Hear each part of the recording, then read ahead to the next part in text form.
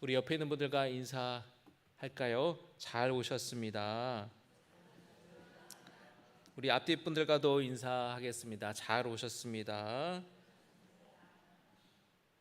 오늘 52장의 말씀은 예레미야에서의 이제 마지막 장입니다. 지금까지 함께 나눴던 예레미야서의 말씀을 갈무리하면서 함께 은혜를 나누는 시간이 되기를 바랍니다. 여러분이 나라가 둘로 갈라지면 그 나라의 힘이 아무래도 약해지겠죠. 솔로몬 왕 이후에 이스라엘이 두 나라로 갈라지게 됩니다.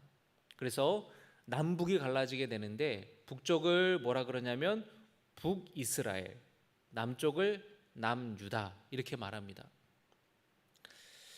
북이스라엘이 기원전 722년에 아수르에 의해서 멸망당했습니다.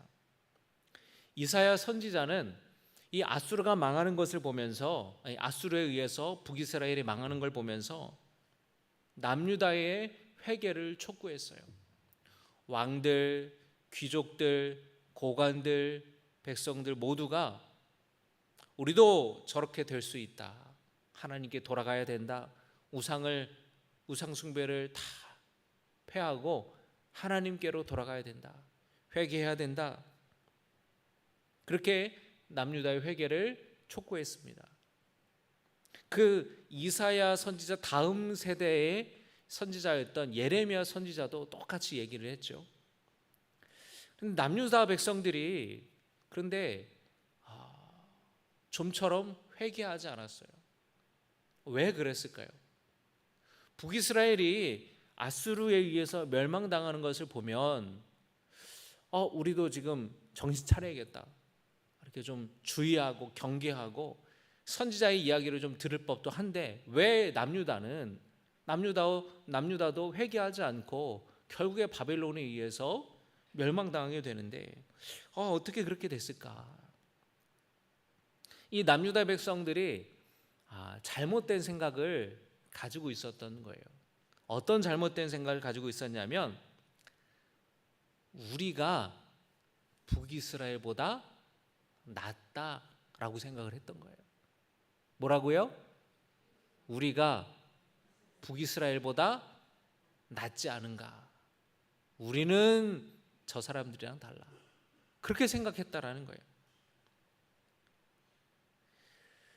여러분, 이 남유다에 예루살렘이 있잖아요. 예루살렘.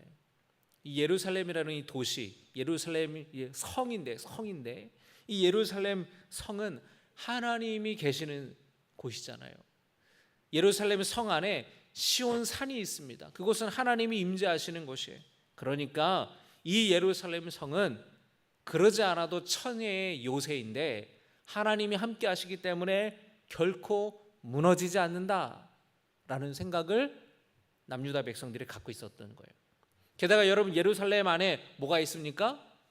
솔로몬이 지은 예루살렘 성전이 있잖아요. 하나님이 임재하시는 성전이 있는데 성전이 있는 한 절대로 망하지 않는다는 확신이 있었던 거예요. 그리고 마지막으로 여러분이 솔로몬 왕 이후에 북이스라엘과 남유다가 갈라졌잖아요. 그런데 이 다윗과 솔로몬 그리고 그 아들이 르호보암인데 그 대대로 이어져 오는 다윗 왕조가 바로 이 유다 왕조예요. 북이스라엘은 여로보암이라고 하는 솔로몬의 신하가 이제 이 북이스라엘의 이 세력, 이 북이스라엘 지파들과 함께 남유다와 갈라져서 독자적인 왕조를 이루게 된 거예요. 그러니까 다윗의 왕조가 아닌 거죠. 다윗의 왕조는 남유다의 왕들의 계보에 이어지는 거예요. 그러니까 하나님께서 다윗의 왕조가 끊어지지 않겠다고 하신 그 약속이 있기 때문에 우리는 절대로 망하지 않는다라고 생각했다라는 거예요. 그런데 그들의 생각은 말 그대로 착각이었어요. 이사야 선지자 이후에 활동했던 예레미야는 남유다 왕국의 가장 마지막 시기에 활동했던 예언자입니다. 예레미야가 7장에서 이렇게 말합니다. 예레미야 7장 4절의 말씀을 우리 같이 읽겠습니다. 7장 4절입니다. 시작. 너희는 이것이 여호와의 성전이라 여호와의 성전이라 여호와의 성전이라 하는 거짓말을 믿지 말라. 성전이 있으면은 절대로 망하지 않는다라는 그 말, 거짓말이라는 거예요. 그 거짓말을 절대로 믿지 말라는 거예요.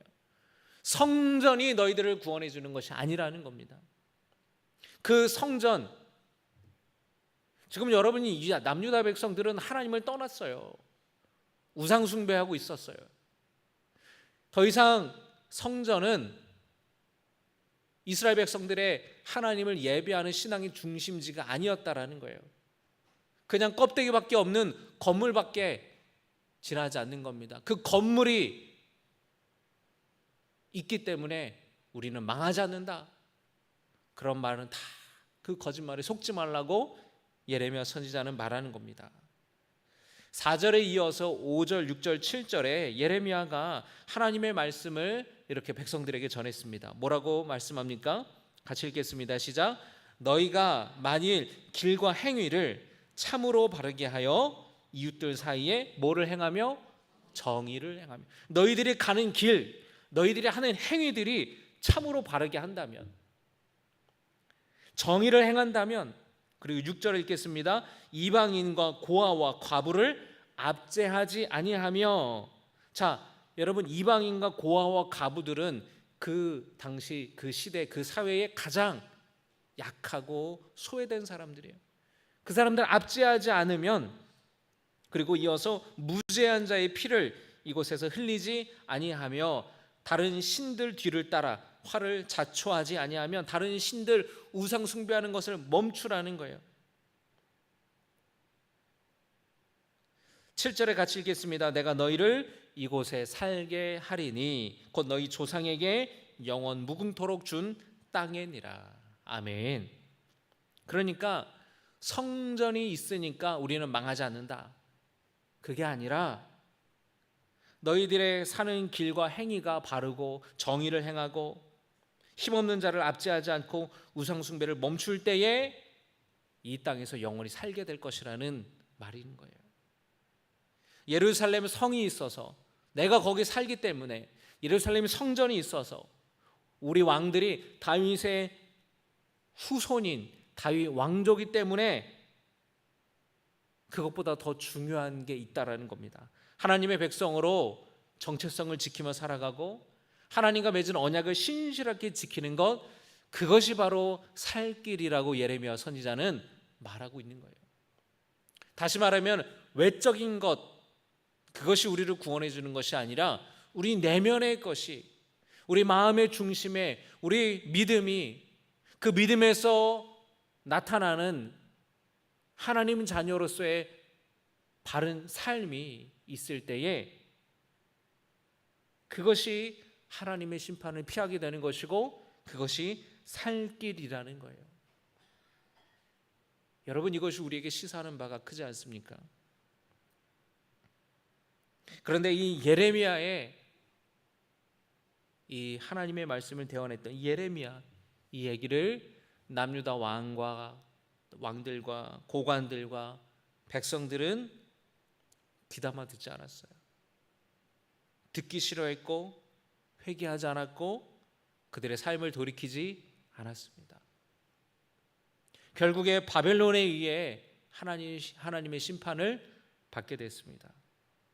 오늘 22장은 바로 그 마지막 남유다의 비참하고 수치스럽고 굴욕적인 모습을 기록하고 있는 거예요.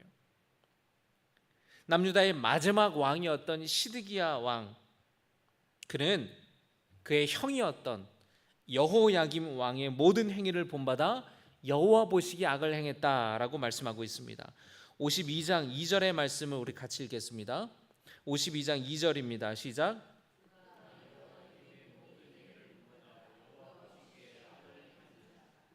자, 여호야김, 여러분이 왕들이 이렇게 쭉쭉쭉 나오는데 좀 헷갈리실 것 같아서 제가 좀 설명을 드릴게요. 여러분이 남유다의 그 마지막 때에 참 훌륭한 왕이 있었습니다. 그 왕이 누구였죠? 요로 시작하는데 요시아예요. 요시아. 제가 참 좋아하는 왕입니다. 요시아 왕은 참 훌륭했어요. 그 아버지가 이제 그 히스기야의 이제 자식이죠. 이렇게 히스기야 그 다음 세대의 이제 자식인데, 이 요시아 왕이 어렸을 때 왕이 되었는데 참 훌륭한 일을 했습니다. 그가 어렸을 때 왕이 됐는데 성전을 수리하다가 이 성전에서 부서진 성전을 수리하다가 율법책을 발견했어요. 신명기 율법책을 발견했습니다. 너는 마음을 다하고 뜻을 다하고 힘을 다하여 내 하나님 여호와를 사랑하라. 그 서기관이 읽어주는 하나님의 말씀을 듣고 자기 옷을 찢고 회개했습니다. 자기가 그렇게 살지 못했거든요. 그리고 왕으로서 이스라엘 백성들, 내게 맡겨주신 백성들을 그렇게 살도록, 그렇게 하나님을 사랑하도록 다스리지 못하는 것에 대해서 철저하게 그가 회개했어요. 그리고 백성들과 함께 다시 언약을 맺었고 유월절을 철저하게 지켰습니다. 그래서 성경은 요시아 때만큼 유월절을 철저하게 지킨 때가 없었다. 유월절이 무슨 절기입니까? 하나님께서 애굽에서 종살이하던 이스라엘 백성들을 구원하신 그것을 기념하는 절기잖아요. 그런데 이 요시아가 애굽과의 전쟁 가운데에 전쟁통에 비명 행사를 해요. 이 전쟁 가운데에 죽습니다. 그리고 요시아 아들 중에서 요시아 아들이 셋이 있었는데 여호아하스라는 아들이 왕이 돼요. 따릅니다. 여호아하스가 큰 아들인데 그가 왕이 됩니다. 그런데 애굽이 남유다와의 전쟁 가운데서 애굽이 승리를 해요. 그래서 여호아하스를 볼모로 붙잡아가요. 왕이 된 지 3개월 만에 여호아하스가 애굽으로 끌려가서 평생 애굽에서 붙잡혀 살고 거기서 이제 죽게 됩니다. 그 다음에 애굽이 꼭두각시 왕으로 세운 게 둘째 아들이에요. 둘째 아들이 누구냐면 여호야김. 따라합니다. 여호야김을 애굽이 이제 꼭두각시 왕으로 세워요. 근데 이 여호야김 때에 여러분, 그러니까 이 시대에는 바벨론과 애굽의 그 강대국 사이에 지금 남유다가 껴있는 상태인 거예요. 그러니까 여러분, 외교라는 게 줄다리기를 잘해야 되는데 사실은 여기도 붙었다 저기도 붙었다 이걸 잘해야 되잖아요. 근데 이 남유다가 애굽과 전쟁을 싸우고 패한 다음에는 애굽을 의지하기 시작했어요. 애굽의 속국이 되었고, 그런데 이 바벨론이 또 강성해졌습니다. 바벨론이 강성해졌는데 이 두 번째 왕이었던 여호야김이 바벨론에 배반을 하게 돼요. 반기를 듣습니다. 조공을 바치는 것을 그만두고 말을 안 들어요. 그러니까 바벨론 군대가 쳐들어와서 여호야김을 내리고 그 다음에 그의 아들 여호야긴을 왕으로 세웁니다. 근데 이 여호야긴이 이제 왕이 되는 거죠. 그러니까 여러분 보세요. 여호아하스가 왕이 되었고 그 다음에 둘째 아들 여호야김이 왕이 됐고 그의 아들 여호야긴이 왕이 된 거예요. 그리고 마지막에 다시 그의 삼촌이죠. 요시아의 세 번째 아들 시드기야가 왕이 된 겁니다. 여러분 이해되시나요? 첫째 아들, 둘째 아들의 아들, 그 다음에 다시 셋째 아들이 이제 이 왕의 순서가 된 게 그렇게 되는 거예요. 자, 그러니까 2절에 시드기야 왕이 여호야김의 모든 행위를 본받아 악을 행했다 그랬죠. 그러니까 지금 여호야김과 시드기야는 형제 사이인 거예요. 형제 사이. 바벨론에 의해서 폐위되고 나서 이제 그 조카가 폐위되고 나서 시드기야가 왕이 된 겁니다. 이 여호야김이 어떻길래 시드기야가 그것을 그대로 따라 행했는가 하면, 여호야김은 우상을 숭배하는 왕이었고 하나님의 말씀을 무시하는 왕이었어요. 예레미야가 하나님의 말씀을 쭉 듣고 나서 서기관 바룩에게 불러주면서 받아 적으라고 했어요. 예레미야가 활동을 할 수 없는, 붙잡혀 있다고 말했습니다. 성전에 들어갈 수 없다 그랬어요. 그래서 예레미야가 말하는 하나님의 말씀을 서기관 바룩이 받아 적었어요. 그리고 바룩이 대신 예루살렘 성전에 들어가서 고관들과 백성들에게 그 하나님의 말씀을 선포했습니다. 근데 이 소식을 듣고 이 여호야김 왕이 불렀어요. 무슨 얘기를 하는 건지 그 두루마리를 가지고 오라 그러면서 서기관들이 그거를 읽을 때마다, 몇 장 읽을 때마다 칼로 베서 불에 던져버렸어요. 하나님의 말씀을 무시했던 왕이었습니다. 그리고 궁전을 짓기 위해 백성들을 동원하고 백성들을 착취했던 왕이었습니다. 근데 이 여호야김처럼 시드기야도 하나님의 말씀을 듣지 않는 거예요. 예레미야 선지자의 말을 듣지 않는 겁니다. 예레미야가 뭐라고 이야기했냐면 바벨론 왕에게 순종하고 그를 섬기라고 말했습니다. 여러분, 지금 바벨론이 몇 차례 침공을 해서 지금 포로로 붙잡아가고 지금 나라가 완전히 식민지 상태, 굴욕적인 상태에 있는데, 아니 바벨론을 왕을 섬기라고, 그 순종하라고 하는 말에 굉장히 왕과 많은 백성들과 신하들이 반감을 가졌어요. 충분히 여러분 이해가 되죠. 그러나 그것이 하나님의 뜻이라는 겁니다. 너희들이 우상 숭배하고 악을 행하고 가난한 사람들을 못 살게 굴고 사회의 불의와 부패한 것을 바로잡지 않아서 하나님이 바벨론을 통해서 너희들을 심판하시는 거라는 거예요. 그러니 바벨론의 통해 징계를 내리시기 때문에 바벨론을 섬기는 것이야말로 그 징계를 받는 것이라는 겁니다. 바벨론의 반기를 드는 것은 하나님의 계획에 거부하는 것이라는 겁니다. 하나님의 징계를 거부하는 것이라는 거예요. 바벨론 왕에게 순종하고 바벨론 왕을 섬기라고, 그렇게 예레미야가 하나님의 말씀을 전했습니다. 그러나 시드기야가 예레미야 말을 듣지 않아요. 바벨론을 배신하고 애굽을 의지하려고 했습니다. 스스로 마지막 기회를 날려버리고 멸망의 길을 택한 것이에요. 시드기야 왕이 반역했다라는 말을 듣고 바벨론 군대가 쳐들어왔습니다.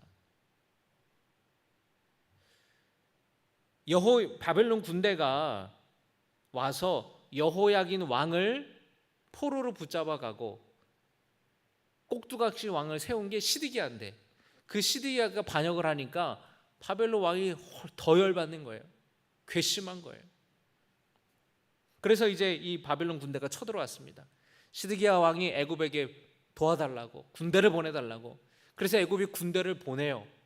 군대가 오자 바벨론 군대가 예루살렘을 포위했던 군대가 후퇴합니다.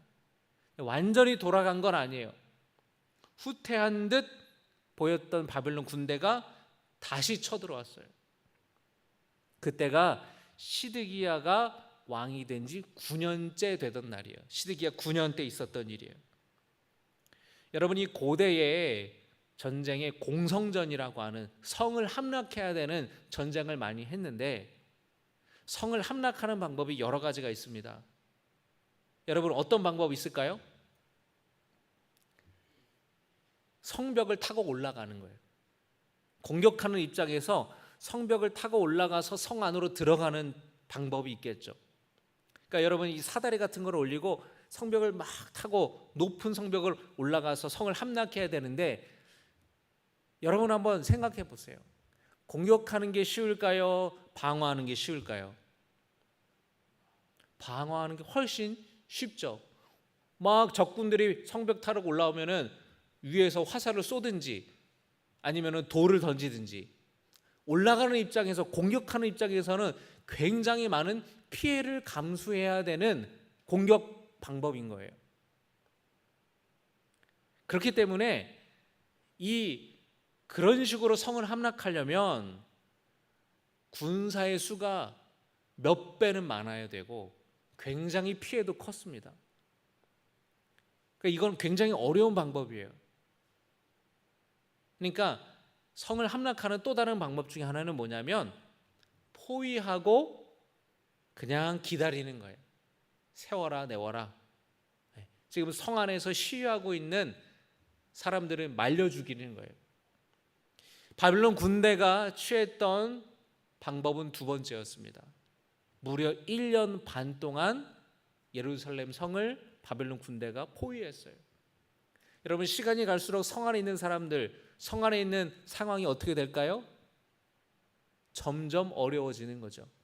왜 그렇죠? 식량이 바닥나는 거예요.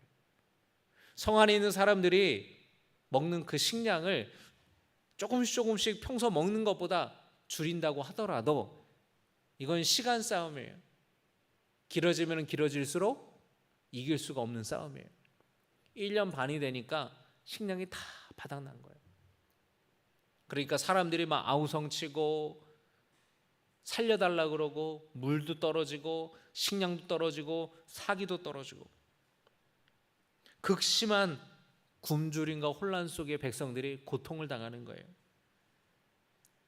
바벨론의 군대가 총공세를 가합니다.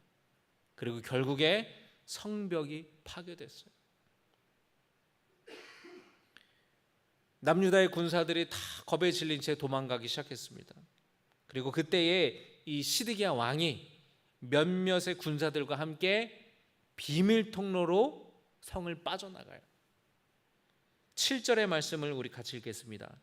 예레미야 51장 7절의 말씀, 52장 7절의 말씀 같이 읽겠습니다. 시작.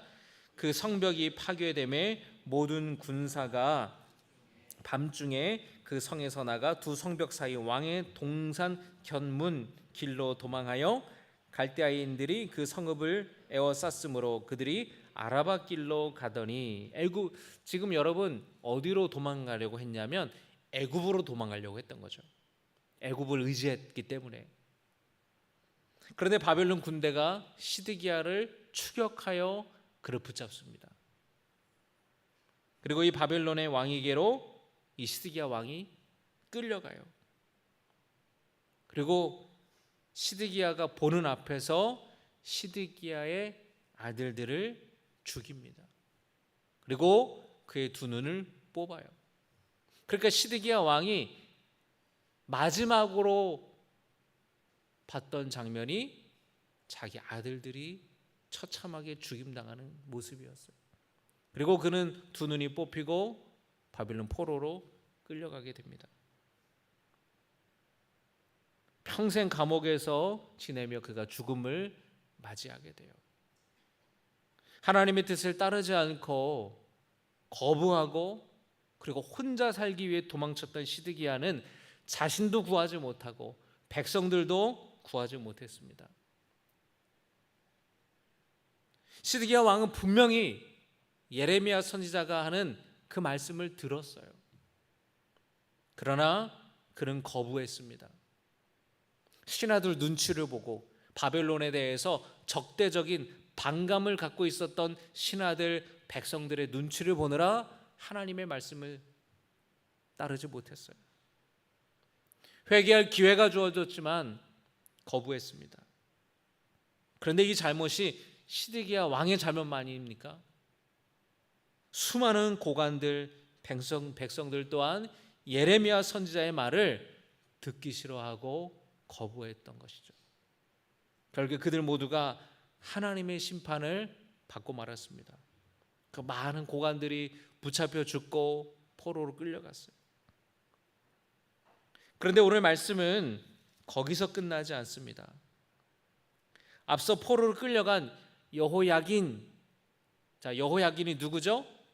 첫 번째 왕이 여호아하스, 애굽에 끌려가서 3개월만 왕이 된 지 3개월 만에 애굽에 끌려갔다 그랬고, 두 번째 왕이 가운데 둘째 아들이었던 여호야김, 그가 죽고 아들이 여호야긴이 왕이 되었는데 바벨론에 의해서 끌려갔다 그랬죠.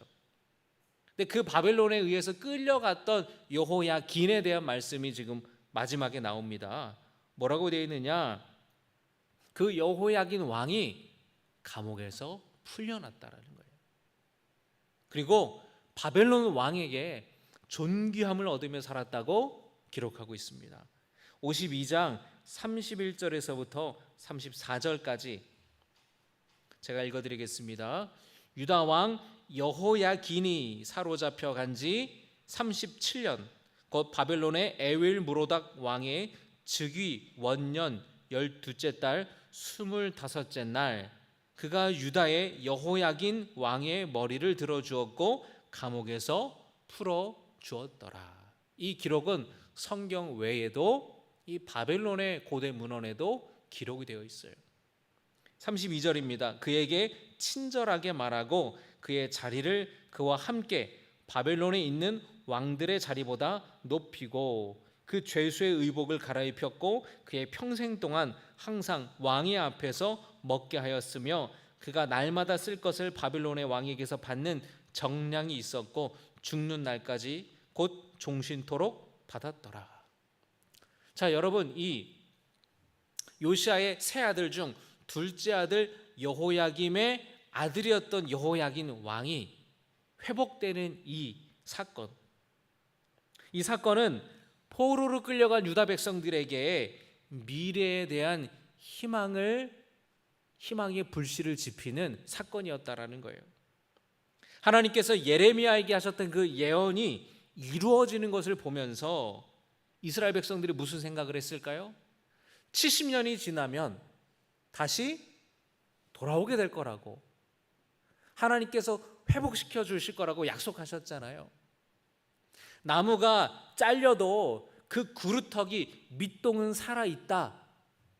잘렸지만 그 밑동은 살아서 다시 거기서 나무가 자라고 가지가 자라고 잎이 핀다라는 그 희망의 메시지, 그 소망의 메시지를, 그 희망의 불씨를 이 사건을 통해 백성들이 갖게 됐다라는 거예요. 여호야긴 왕이 그렇게 잘 대접받는 모습을 보면서 하나님의 말씀은 정말로 이루어지는구나. 하나님의 약속은 정말 성취되는구나. 하나님은 신실하신 분이구나. 하나님이 약속, 우리도 이제 그 70년이 지나고 하나님의 그 징계에, 하나님의 그 심판의 그 기간이 지나면 우리도 다시 유다로 돌아가게 돼서 다시 고국으로 돌아가게 될 것을 믿는 그 미래의 희망과 소망을 이스라엘 백성들이, 유다 백성들이 꿈꿀 수 있었다라는 것이에요. 그 암울한 시기를 살아가는 백성들에게 하나님은 여전히 신실하시다라는 것, 여전히 그들을 지키시는 분이시라는 것을 나타내신 사건입니다. 여러분, 오늘 이 말씀을 통해 우리 삶을 돌아보기를 원합니다.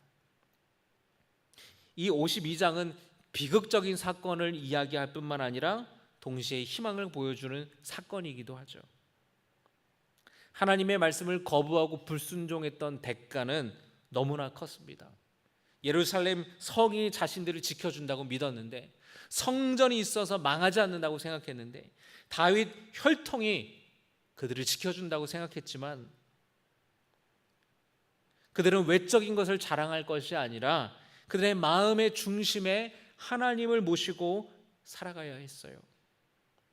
하나님이 원하시는 방향으로 돌이켜서 살아갈 필요가 있었습니다. 하나님께서는 우리에게도 순종을 원하시고 진실한 믿음을 원하시고 하나님을 기쁘시게 하는 삶을 원하십니다. 여러분, 요즘에 여러분의 삶은 어떠신가요? 말씀에 순종하며 살아가고 있습니까? 진실한 믿음으로 살아가고 있나요? 여러분의 말과 행동이, 여러분의 삶이 하나님을 기쁘시게 하고 있습니까? 오늘 이 시간 말씀 앞에 우리 모두가 결단하기를 소망합니다. 또 지금 고난과 역경의 시간을 보내는 분이 계시다면 끝까지 자기 백성을 지키시고 회복시켜 주시는 신실한 하나님을 바라보시기를 바랍니다. 하나님께서 반드시 여러분을 회복시켜 주실 줄로 믿습니다. 오늘 말씀을 의지하면서 여러분의 마음 가운데에도 소망으로, 희망으로 회복되기를 주님의 이름으로 축복합니다.